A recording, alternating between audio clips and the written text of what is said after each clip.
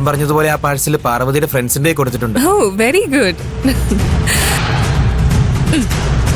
ഇതുപോലെ ഞാൻ ഇനിയും വിളിക്കുമ്പോ വരണം. മാഡം വരാം, എനിക്കും ഗുണമുള്ള കാര്യമല്ലേ. എന്നാ വരട്ടെ.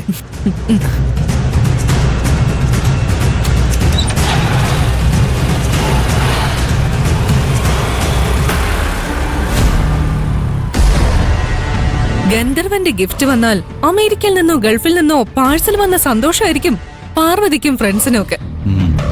വല്ല നാരങ്ങ മിഠായിയോ സ്വീറ്റ്സോ ആയിരിക്കും, എന്നാലും അവരത് ആഘോഷിക്കും. അതുകൊണ്ടാ ഞാൻ ഈ വഴി തന്നെ തെരഞ്ഞെടുത്തത്. പക്ഷേ മുക്തയുടെ ഈ ഐഡിയ വർക്കൗട്ട് ആവുന്നുള്ള കാര്യത്തില് എനിക്ക് സംശയമുണ്ട്. എന്തുകൊണ്ട് വർക്കൗട്ട് ആകില്ല? ഗിഫ്റ്റ് ഓക്കെ, അതിന്റെ കൂടെ വെച്ച എഴുത്താണ് പ്രശ്നം. പാർവതിക്ക് ഗന്ധർവന്റെ ലെറ്റർ പല തവണ വന്നിട്ടില്ലേ? ആ ലെറ്ററിനാണെങ്കിൽ ഒരു ലവ് ലെറ്ററിന്റെ സ്വഭാവം ഉണ്ട്. അതുകൊണ്ട് തന്നെ അവൾ അതെല്ലാം പലതവണ വായിച്ചിട്ടുണ്ടാവും. So what? ആ കയ്യക്ഷരം അല്ലല്ലോ ഈ എഴുത്തിലുള്ളത്. കയ്യക്ഷരം മാറിയത് കണ്ട അവക്ക് സംശയം തോന്നില്ലേ? ഞാനൊരു മണ്ടിയാണെന്നാണോ നന്ദൻ കരുതിയിരിക്കുന്നത്?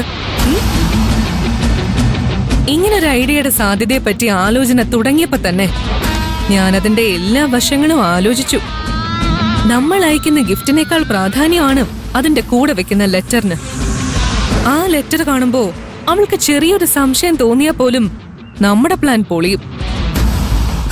അതുകൊണ്ടാണ് ആ എഴുത്ത് ഗന്ധർവന്റെ കൈയക്ഷരത്തിൽ തന്നെ ആയിരിക്കണമെന്ന് ഞാൻ തീരുമാനിച്ചത്. അതെങ്ങനെ പോസിബിൾ ആവും?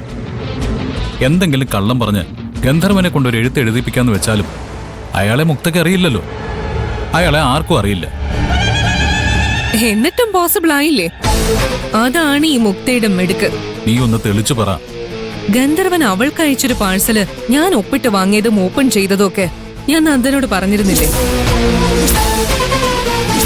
ഞാൻ എന്റെ ഫോണില് ആ എഴുത്തിന്റെ ഫോട്ടോ എടുത്ത് വെച്ചിട്ടുണ്ട്. അതേ കൈയക്ഷരത്തിലാ ഞാൻ ആ ലെറ്റർ എഴുതിയിരിക്കുന്നത്. പാർവതിക്ക് മാത്രമല്ല, ഗന്ധർവന് പോലും അത് കണ്ടാൽ അയാളുടെ കൈയക്ഷരമാണെന്നേ തോന്നൂ. അപ്പോഴൊരു പ്രശ്നമുണ്ട് മുക്ത. ഗന്ധർവനും ഇന്ന് തന്നെ അവൾക്കൊരു പാഴ്സൽ കൊടുത്താലോ? ഒരേ ദിവസം ഗന്ധർവ 2 പാഴ്സൽ കൊടുക്കുമ്പോ അവൾക്ക് സംശയം തോന്നില്ലേ? ഗന്ധർവൻ സ്നേഹ കൂടുതൽ കൊണ്ട് 2 എണ്ണം അയച്ചതാണെന്നങ്ങ് വിശ്വസിച്ചോളും. അത്രയ്ക്കുള്ള ബുദ്ധിയെ ആ പട്ടിക്കാട്ടുകാരിക്കുള്ളൂ.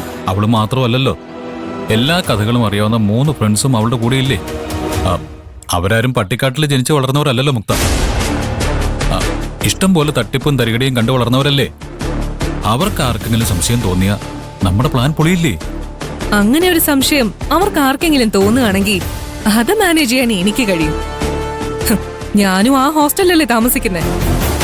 അവളുടെ റൂംമേറ്റ്സിൽ ഒരാളെ ഞാൻ പാട്ടിലാക്കി വെച്ചിട്ടുണ്ട്. അതുകൊണ്ട് അത് എനിക്ക് വിട്ടേക്ക്. പക്ഷേ ബാക്കി കാര്യങ്ങളെല്ലാം നിന്റെ കയ്യിലാ. അത് നീ കൃത്യമായി ചെയ്താൽ മതി. നമ്മൾ ഉദ്ദേശിച്ചെടുത്ത് കാര്യങ്ങൾ വന്ന് നിൽക്കും.